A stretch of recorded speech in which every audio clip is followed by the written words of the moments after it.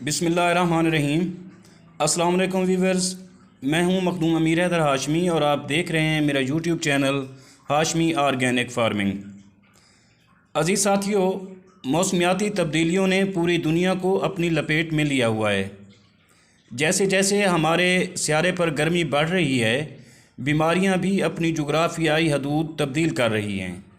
ज़्यादा गर्म मौसम में बीमारियां ज़्यादा फैलती हैं और वो ज़्यादा ख़तरनाक बीमारियां होती हैं जो मच्छरों के ज़रिए फैलती हैं, जिनमें हैज़ा, कै, दस्त, तेज़ बुखार शामिल हैं वगैरह वगैरह। और हमारे यहाँ अब मौसम गर्मा तवील होता जा रहा है, जो कि एक ख़तरनाक अमर है।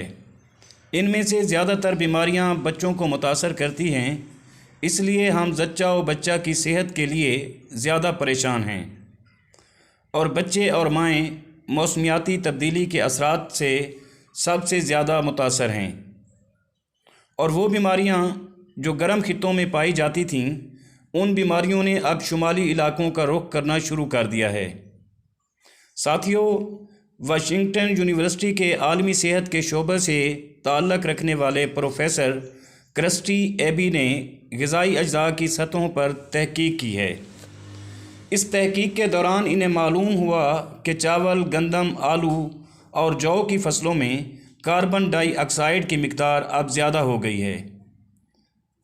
इसका मतलब ये है कि उन्हें उगने में अब कम पानी की ज़रूरत है, जो इतनी अच्छी बात नहीं जितनी हमें सुनने में लग रही है।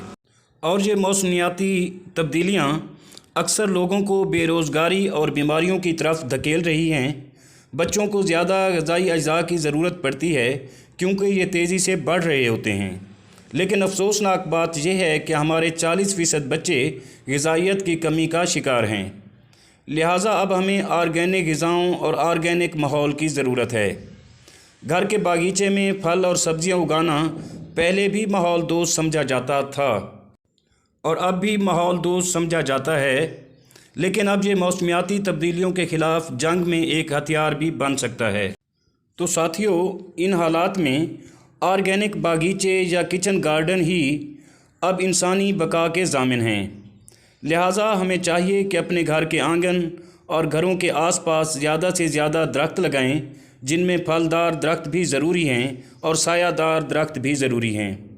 और किचन गार्डनिंग करें, यानी घर में सब्ज़ियाँ उगाएं और गोश्त की ज़रूरत पूरी करने के लिए मुर्गियाँ पालें।